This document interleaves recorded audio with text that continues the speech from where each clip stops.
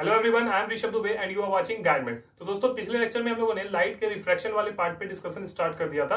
आज के इस लेक्चर में हम लोग कॉनकेव और कॉन्वेक्स लेंस के केस में इमेज फॉर्मेशन को देखेंगे। तो आइए आज के डिस्कशन को स्टार्ट करते हैं। दोस्तों, सबसे पहले हम लोगों को कुछ रूल सीखना होगा जो कि हम लोगों को इमेज फॉर्मेशन में यूज होगा। ठीक है, तो टोटल 3 रूल है, तो हम लोग एक एक करके सारे रूल को देखते हैं। सबसे पहले रूल पे आते हैं, वो भी कॉन्वेक्स लेंस के केस में। तो वो क्या होता है कि जब भी कोई रे ऑफ लाइट जब इस कॉन्वेक्स लेंस पे फॉल करेगा, कैसा रे ऑफ लाइट, तो पैरेलल। किसके पैरेलल, तो प्रिंसिपल एक्सिस के पैरेलल।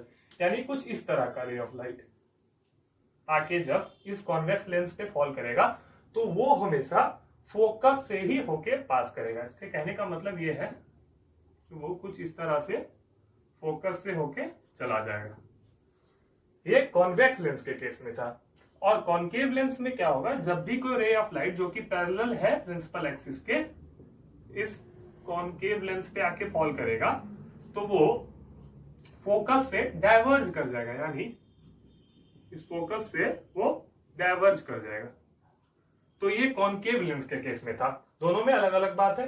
तो वही चीज यहाँ पे बोला जा रहा है कि the rays parallel to the principal axis after refraction pass through the principal focus in a convex lens. ठीक है, ये कॉन्वेक्स लेंस के केस में था। और appear to diverge from the principal focus in a case of a concave lens. और concave lens में वो डाइवर्ज कर जाता है प्रिंसिपल फोकस के। ठीक है, तो ये फर्स्ट रूल था। तो आइए दोस्तों, अब सेकंड नंबर रूल को देखते हैं। Second number rule convex lens के केस में क्या बोलता है कि जब भी कोई रे ऑफ लाइट वो फोकस से होके पास हो, यानी कुछ इस तरह से, तो जब भी कोई रे ऑफ लाइट फोकस से होके पास करके एक कॉन्वेक्स लेंस में आके फॉल करे तो वो हमेशा प्रिंसिपल एक्सिस के पैरेलली होके पास हो जाता है। यानी कुछ इस तरह से होके पास हो जाता है। ठीक है, ये कॉन्वेक्स लेंस के केस में था। और कॉनकेव लेंस के केस में क्या होता है कि जब भी कोई रे ऑफ लाइट फोकस के तरफ डायरेक्टेड किया जाए, यानी कुछ इस तरह का बात, कुछ इस तरह का बात। ठीक है, तो जब भी कोई रे ऑफ लाइट फोकस की तरफ डायरेक्ट किया जाए कॉनकेव लेंस के केस में, तो वो हमेशा प्रिंसिपल एक्सिस के पैरेलली पास होके चला जाता है। यानी कुछ इस तरह से होकर वो चला जाता है। तो यही सेकंड नंबर रूल था। वही बोला जा रहा है कि a ray passing through the principal focus of a convex lens, यानी इस तरह से, और appearing to meet at the principal focus of a concave lens, यानी इस तरह से, after refraction emerges parallel to the principal axis. हमेशा वो प्रिंसिपल एक्सिस के पैरेलली पास होके चला जाएगा। ठीक है, तो आइए दोस्तों, अब थर्ड नंबर रूल को देखते हैं। तो third number rule convex lens के केस में क्या बोलता है कि जब भी कोई ray of light optical centre के रास्ते होके इंसिडेंट करे, यानी कुछ इस तरह से, ठीक है, तो वो उसी रास्ते से वापस भी चला जाता है। यानी कोई भी डेविएशन के बिना वो उसी रास्ते से वापस रिफ्रैक्ट हो जाता है। ठीक है, ये कॉन्वेक्स लेंस के केस में था। और कॉनकेव लेंस के केस में भी वही होता है कि जब भी कोई रे ऑफ लाइट जो कि ऑप्टिकल सेंटर से पास होता है वो उसी रास्ते से होके वापस चला जाता है। तो ये दोनों केस में था और ये सबसे सिंपल रूल है। ठीक है, तो ये वही बोला जा रहा है कि ray passing through the optical centre of a convex lens और a concave lens emerges without any deviation. ये रूल नंबर थर्ड था और लास्ट रूल। ये दोस्तों, अब चलते हैं हमारे मेन टॉपिक पे, वो है इमेज फॉर्मेशन का। तो सबसे पहले हम लोग इमेज फॉर्मेशन कॉन्वेक्स लेंस के केस में देखेंगे। तो सबसे पहले केस में हम लोग ऑब्जेक्ट को इन्फिनिटी पे रखते हैं, यानी बहुत ही दूर इस लेंस से। यानी सपोज कीजिए यहाँ पे हम लोग किसी ऑब्जेक्ट को रखते हैं जो कि ए बी है। तो इससे हम लोग जो पहला रे ऑफ लाइट पास करेंगे वो कुछ ऐसा कराएंगे जो कि प्रिंसिपल एक्सिस के पैरेलल है। ठीक है, तो वो हम लोग जानते हैं, अभी तुरंत रूल में देखे कि फोकस से होके पास कर जाता है। यानी कुछ इस तरह से होके पास कर जाएगा। एक और कराते हैं इसी तरह का सेम, तो ये भी फोकस से होके ही पास कर जाएगा। फिर एक इधर से भी कराते हैं, तो ये भी फोकस से होके ही पास कर जाएगा। और एक ऐसा कराते हैं, तो ये भी फोकस से होके ही पास कर जाएगा। तो आप लोग देख रहे होंगे कि ये जो रिफ्लेक्टेड रे है इसका इंटरसेक्शन हो रहा है इस F2 फोकस पे। ठीक है, तो हम लोग जानते हैं कि इमेज तभी फॉर्म होता है जब ये जो रे है वो आपस में इंटरसेक्ट करे। तो यहाँ पे इंटरसेक्ट कर रहा है तो हम लोगों को साफ दिख रहा है कि इमेज यहीं पे फॉर्म हो रहा है। यानी इमेज हम लोग का F2 पे फॉर्म हो रहा है जब हम लोग ऑब्जेक्ट को इन्फिनिटी पे रखते हैं कॉन्वेक्स लेंस के केस में। तो वही बोला जा रहा है कि पोजीशन ऑफ इमेज कहाँ है, तो वो फोकस F2 पे फॉर्म हुआ। और इसका साइज क्या है, तो ये बहुत ही छोटा है, पॉइंट साइज है, इसलिए इसको हम लोग हाईली डिमिनिश्ड बोलेंगे।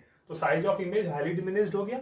और नेचर क्या है इमेज का, रियल है या वर्चुअल है, तो आप लोग देख के बता सकते हैं कि क्योंकि ये रेज के इंटरसेक्शन से बन रहा है और इमेजिनरी इंटरसेक्शन से नहीं बन रहा है, इसीलिए ये रियल इमेज है। और इन्वर्टेड तो है ही क्योंकि ये एक्सिस के नीचे लाई करेगा। ठीक है, तो ये पहले केस में था कि जब ऑब्जेक्ट को इन्फिनिटी पे रखे तो इमेज कैसे फॉर्म हो। दोस्तों हम लोग सेकंड केस को देखते हैं, जब हम लोग ऑब्जेक्ट को 2f1 के बियॉन्ड रखे। तो इसके लिए सबसे पहले हम लोगों को समझना होगा कि 2f वाला टर्म क्या है। तो ये एक्चुअली क्या है कि जब भी हम लोग ऑप्टिकल सेंटर से फोकस तक का डिस्टेंस मेजर करते हैं उसको हम लोग फोकल लेंथ कहते हैं। तो यही फोकल लेंथ का जो डिस्टेंस है वही सेम डिस्टेंस हम लोग इस फोकस से जब यहाँ तक एक इमेजिनरी पॉइंट पे ले उसको हम लोग 2f कहते हैं। ठीक है, यानी इस डिस्टेंस का जो मेजरमेंट होगा वही इस डिस्टेंस का भी मेजरमेंट है, वही पॉइंट 2f1 हो गया। इधर साइड भी वही बात है कि यहाँ से यहाँ तक का जो डिस्टेंस है और यहाँ से यहाँ तक का जो डिस्टेंस है वो सेम ही है, इसलिए हम लोग इसको 2f2 से डिनोट कर रहे हैं। तो वही बोला जा रहा है कि ऑब्जेक्ट को हम लोग 2f1 के आगे रखें, यानी कुछ यहाँ पे रखते हैं। ठीक है, तो ये एक ऑब्जेक्ट है ए बी। तो इस ऑब्जेक्ट का इमेज कैसा फॉर्म होगा वो हम लोग देखते हैं। तो सबसे पहला जो रे हम लोग इंसिडेंट कराते हैं वो ऐसा वाला ही कराते हैं, पैरेलल, जो कि प्रिंसिपल एक्सिस के है। तो ये क्या करेगा, फोकस से होके पास कर जाएगा, ये हम लोगों ने रूल में देखा ही था। ठीक है, तो कुछ इस तरह से वो पास हो जाएगा। और दूसरा जो हम लोग रे इंसिडेंट कराएंगे वो ऑप्टिकल सेंटर से होते हुए कराएंगे, तो वो कुछ इस तरह से पास करेगा। ठीक है, तो आप लोग देख रहे होंगे कि ये जो रे का इंटरसेक्शन हो रहा है वो इस पॉइंट पे हो रहा है, यानी इमेज यहां पे ही फॉर्म होगा। ठीक है, जो कि होगा बी डैश ए डैश। ठीक है, यानी इमेज कहां फॉर्म हो रहा है, तो f2 और 2f2 के बीच में। और ये इमेज जो है इस इमेज वाले ऑब्जेक्ट के साइज से छोटा है। और एक चीज कि ये इमेज जो है रियल इमेज है वो आप लोग को साफ दिख रहा है और इन्वर्टेड भी है, उल्टा है। ठीक है, तो वही सारा कैरेक्टरिस्टिक्स यहाँ पे लिखा हुआ है कि पोजीशन ऑफ इमेज कहाँ है, तो बिटवीन f2 एंड 2f2। और साइज ऑफ इमेज कैसा है, तो डिमिनिश्ड है, यानी थोड़ा छोटा है ऑब्जेक्ट के साइज से। और नेचर क्या है इमेज का, तो रियल एंड इन्वर्टेड है, ये आप लोगों को क्लियरली यहाँ पे ऑब्जर्व कर सकते हैं। ठीक है दोस्तों, थर्ड केस में हम लोग ऑब्जेक्ट को 2f1 पर रखते हैं, यानी यहां पर। ठीक है, तो ये ए बी जो ऑब्जेक्ट है उसको हम लोग 2f1 पे रखते हैं और देखते हैं इमेज कैसा फॉर्म होगा। तो सबसे पहला जो है हम लोग इंसिडेंट कराएंगे वो पैरेलल कराएंगे प्रिंसिपल एक्सिस के, कुछ इस तरह से वो फोकस से होके पास कर जाएगा, यानी कुछ इस तरह से होके पास कर जाएगा। ठीक है, इस तरह से होके वो पास कर जाएगा। ठीक है, अगला जो रे ऑफ लाइट हम लोग पास कराएंगे वो ऑप्टिकल सेंटर से होते हुए पास कराएंगे। इसको कुछ और आगे कर ही देते हैं, यानी कुछ इस तरह से। ठीक है, तो वो हम लोग जानते हैं जो भी ऑप्टिकल सेंटर से होके पास होता है वो उसी रास्ते चला जाता है। तो आप लोग देख रहे होंगे कि ये जो रे का इंटरसेक्शन हो रहा है रिफ्लेक्टेड रे का, वो कहां पे हो रहा है, तो जस्ट ये 2f2 पे हो रहा है, इस पॉइंट पे। यानी यहाँ पे ही हम लोगों का इमेज फॉर्म होगा, जो कि होगा बी डैश ए डैश। ठीक है, और ये इन्वर्टेड इमेज होगा और रियल भी होगा। और साइज क्या है, तो सेम साइज, यानी जो इस ऑब्जेक्ट का साइज होगा वही इमेज का भी साइज होगा। तो वही सारा कैरेक्टरिस्टिक्स है। तो पोजीशन ऑफ इमेज क्या हो गया, तो 2f2 पे बन रहा है। साइज ऑफ इमेज क्या हो गया, तो equal to size of object, यानी जितना ही साइज ऑब्जेक्ट का है वो इमेज का भी साइज वही होगा। और नेचर क्या है, तो देख ही रहे हैं आप लोग, रियल भी है और इन्वर्टेड भी है। दोस्तों फोर्थ केस में हम लोग ऑब्जेक्ट को f1 और 2f1 के बीच में रखते हैं, यानी कुछ इस जगह पर ऑब्जेक्ट को रखते हैं, जो कि है ए बी। तो सबसे पहला रे जो हम लोग इंसिडेंट कराएंगे वो पैरेलल वाला ही कराएंगे। किसके पैरेलल, तो प्रिंसिपल एक्सिस के पैरेलल। तो वो हमेशा फोकस से ही होके ही पास हो जाएगा, यानी कुछ इस तरह से होके पास हो जाएगा। ठीक है, और दूसरा जो रे हम लोग इंसिडेंट कराने वाले हैं वो ऑप्टिकल सेंटर से होके कराएंगे, तो वो कुछ इस तरह से होके पास हो जाएगा। ठीक है, तो ये इस तरह से होके चला गया। तो आप लोग देख रहे होंगे कि रे का जो इंटरसेक्शन हो रहा है वो 2f2 के बाद में हो रहा है, यानी इमेज जो है वो 2f2 के आगे फॉर्म होगा और वो होगा बी डैश ए डैश। और ये इन्वर्टेड इमेज होगा और रियल भी होगा। तो सबसे पहला बात आ जाता है कि पोजीशन ऑफ इमेज क्या है, तो बियॉन्ड 2f2 है, बिल्कुल सही बात है। और साइज ऑफ इमेज क्या है, तो वो इनलार्ज है, क्योंकि ऑब्जेक्ट का जो साइज था उससे बड़ा इमेज का साइज हम लोग को ऑब्टेन हुआ। और तीसरा बात है नेचर ऑफ इमेज, तो वो रियल एंड इन्वर्टेड है, वो तो आप लोगों को साफ दिख ही रहा है। तो ये 4th नंबर केस के लिए था। तो 5th केस को देखते हैं, जब हम लोग ऑब्जेक्ट को F1 पे रखें, यानी कुछ इस तरह का बात है, जब हम लोग ऑब्जेक्ट को F1 पे रखें, जो कि ऑब्जेक्ट का हाइट है AB, ठीक है। तो इस केस में सबसे पहला जो हम लोग इंसिडेंट कराएंगे वो पैरेलल वाला ही कराएंगे, जो कि प्रिंसिपल एक्सिस के पैरेलल है। तो वो F2 से होके पास कर जाएगा, यानी कुछ इस तरह से होके पास कर जाएगा, है ना। और दूसरा जो हम लोग इंसिडेंट कराने वाले हैं वो ऑप्टिकल सेंटर से होके कराएंगे, यानी कुछ इस तरह से कराएंगे, ठीक है। तो ये इस तरह से पास हो जाएगा। तो आप लोग देख रहे होंगे कि ये जो दोनों रे रिफ्रैक्ट होके गया वो पैरेलल रे है, यानी कुछ इस तरह का है, यानी ये कभी भी आगे जाके मीट नहीं करेगा, और अगर मीट करेगा तो वो इन्फिनिटी पे जाके मीट करेगा। तो इसका मतलब ये है कि हम लोग ये इमेजिन करेंगे कि इमेज जो फॉर्म होगा वो इन्फिनिटी पे होगा। तो पोजीशन ऑफ इमेज क्या हो गया, तो इन्फिनिटी पे। और क्योंकि इन्फिनिटी पे इमेज बनेगा तो वो बहुत ही बड़ा इमेज बनने वाला है, क्योंकि ये रहा आपका प्रिंसिपल एक्सिस, और कितना नीचे बनेगा ये हम लोगों को पता नहीं है, तो बहुत ही बड़ा इमेज बनने वाला है। तो इसलिए हम लोग कहेंगे हाईली इनलार्ज्ड इमेज, जो कि साइज ऑफ इमेज हो गया। और नेचर कैसा होगा, तो क्योंकि प्रिंसिपल एक्सिस के नीचे फॉर्म हो रहा है तो इन्वर्टेड है, और रियल तो है ही क्योंकि ये रिफ्लेक्टेड रे के इंटरसेक्शन से बन रहा है। तो ये 5th नंबर केस के लिए था, ठीक है। ये 5th नंबर केस के लिए बात था। दोस्तों अब कॉन्वेक्स लेंस के लास्ट केस पे आते हैं, और ये थोड़ा स्पेशल केस भी है, क्योंकि इसी केस में कॉन्वेक्स लेंस वर्चुअल और इरेक्ट इमेज फॉर्म करता है, बाकी में रियल और इन्वर्टेड ही रहता है। तो इस केस में क्या करेंगे हम लोग कि ऑब्जेक्ट को F1 और O के बीच में रखेंगे, यानी यहाँ पर कुछ यहाँ पर रखेंगे ऑब्जेक्ट को, ठीक है, जो कि होगा A और B, ठीक है। तो सबसे पहला जो रे हम लोग इंसिडेंट कराएंगे हमेशा की तरह पैरेलल वाला ही कराएंगे, जो कि प्रिंसिपल एक्सिस के पैरेलल है। तो वो फोकस से होके पास कर जाएगा, यानी कुछ इस तरह से होके पास कर जाएगा। और दूसरा जो रे हम लोग इंटरसेक्ट मतलब पास कराएंगे वो ऑप्टिकल सेंटर से होके पास कराने वाले हैं, यानी कुछ इस तरह से होके वो चला जाएगा। तो आप लोग देख रहे होंगे कि ये जो दोनों रिफ्लेक्टेड रे जा रहा है वो कुछ आगे बढ़ते जाए, यानी जब हम लोग इसको आगे करेंगे और इसको भी आगे करेंगे, आप लोग देख रहे होंगे कि ये डाइवर्ज कर रहा है, एक दूसरे से दूर जा रहा है, ठीक है। यानी ये दोनों आपस में कभी भी इंटरसेक्ट नहीं करने वाला है। तो हम लोग क्या करेंगे कि इमेजिनरी इंटरसेक्शन का सहारा लेंगे, यानी इस वाले रे को हम लोग आगे बढ़ाएंगे।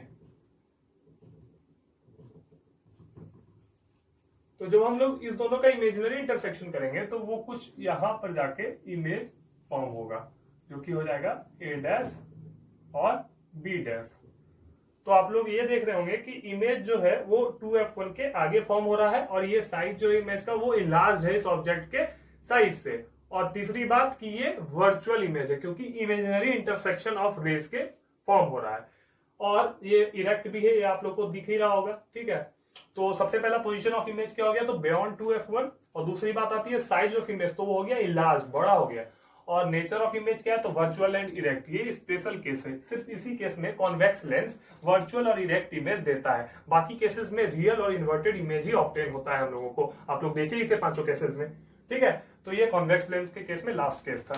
दोस्तों हम लोग कॉन्केव लेंस के केस में इमेज फॉर्मेशन को देखते हैं, और सबसे पहला केस इसमें आता है जब हम लोग ऑब्जेक्ट को इन्फिनिटी पे रखें, यानी ऑब्जेक्ट को इन्फिनिटी कहने का मतलब कि इस लेंस से बहुत ही दूर रख ले, यानी सपोज यहाँ पे रखते हैं।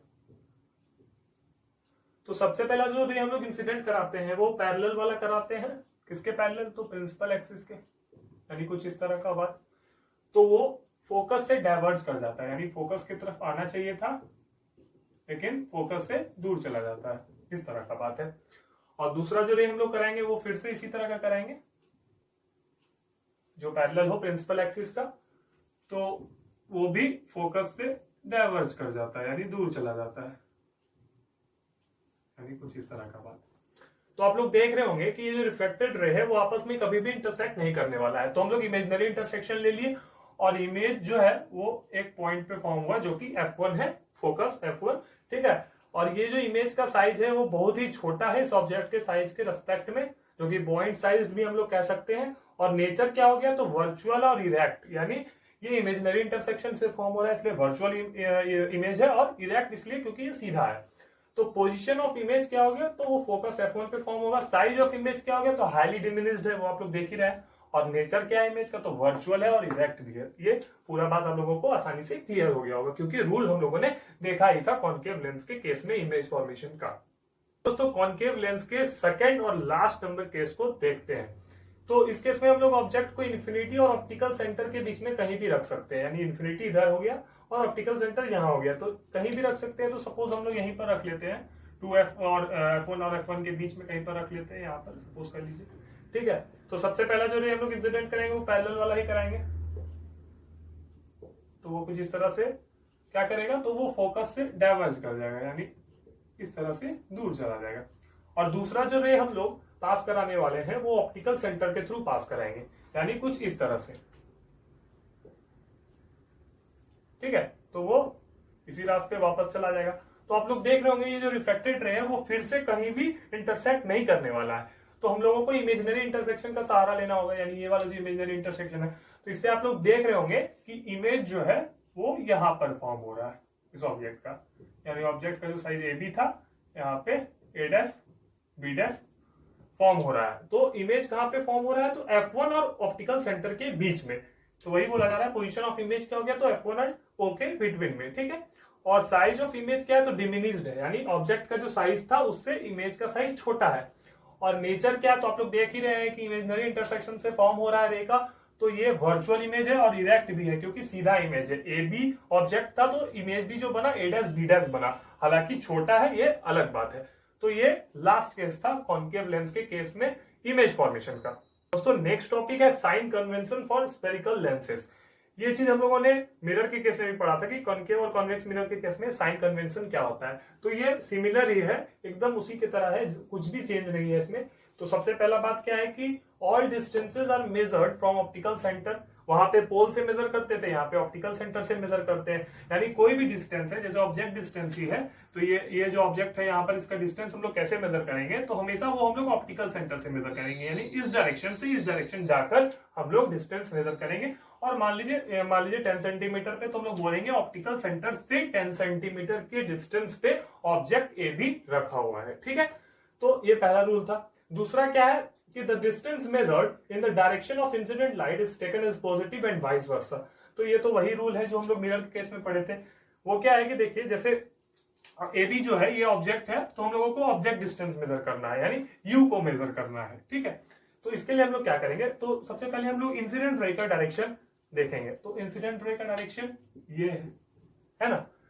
तो अब हम लोग क्या करेंगे कि ये जो ऑब्जेक्ट डिस्टेंस है इसका भी डायरेक्शन देखेंगे। तो ऑब्जेक्ट डिस्टेंस का डायरेक्शन क्या हो जाएगा, तो ऑप्टिकल सेंटर से मेजर करेंगे, यानी इस तरफ आएंगे ऑब्जेक्ट डिस्टेंस को मेजर करने के लिए।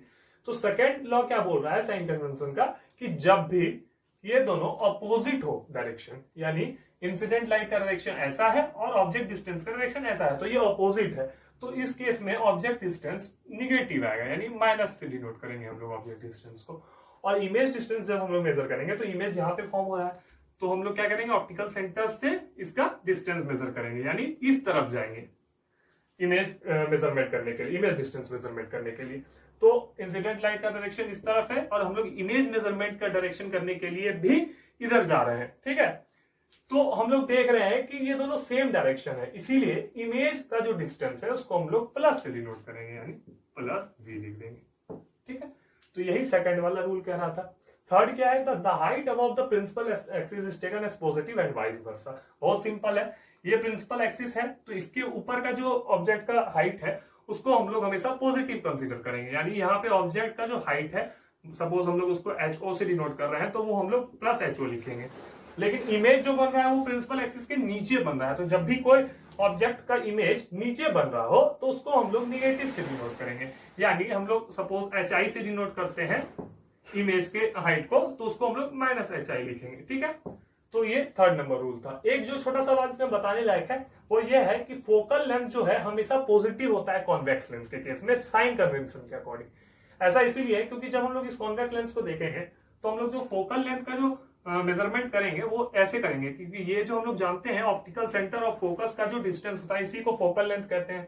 तो ऑप्टिकल सेंटर से हम लोग इस तरफ जाएंगे तभी हम लोग मेजरमेंट कर सकते हैं फोकल लेंथ का, और इंसिडेंट लाइट का भी डायरेक्शन इसी तरफ है, तो इसीलिए ये दोनों डायरेक्शन मैच कर गया तो फोकल लेंथ पॉजिटिव आया। तो कॉन्वेक्स लेंस के केस में पॉजिटिव आएगा हमेशा फोकल लेंथ, लेकिन कॉन्केव लेंस के केस में हमेशा निगेटिव आता है। ऐसा इसलिए क्योंकि फोकस इस तरफ रहता है, यानी हम लोगों को इस तरफ आना पड़ता है फोकल लेंथ को मेजर करने के लिए, और इंसिडेंट लाइट का डायरेक्शन इस तरफ रहता है, तो अपोजिट डायरेक्शन होने के कारण फोकल लेंथ निगेटिव होता है हमेशा कॉन्केव लेंस के केस में। ये बात हमेशा याद रखिएगा। तो यही साइन कन्वेंशन था, इसको हमेशा याद रखिएगा, क्योंकि ये न्यूमेरिकल बनाते टाइम हम लोगों को अप्लाई करके ही न्यूमेरिकल बनाना होगा। दोस्तों जैसे मिरर के केस में मिरर फॉर्मूला था, उसी तरह लेंस के केस में लेंस फॉर्मूला होता है।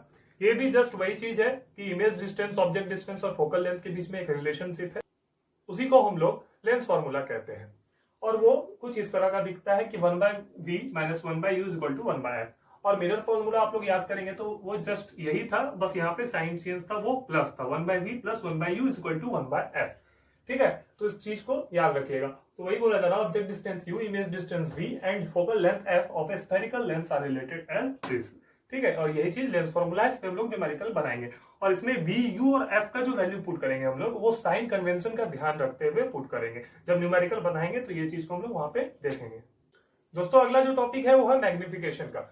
मैग्निफिकेशन हम लोगों ने स्फेरिकल मिरर्स के केस में भी देखा था, और लेंस के केस में भी वही चीज है कि it is the ratio of size of image to the size of object. यानी ये एक तरह का रेशियो है जिसमें साइज ऑफ इमेज और साइज ऑफ ऑब्जेक्ट को हम लोग कंपेयर करते हैं। ठीक है, तो वही चीज यहाँ पे लिखा है कि, और इसको स्मॉल एम से डिनोट करते हैं, तो यही चीज लिखा है कि size of image by size of object is known as magnification.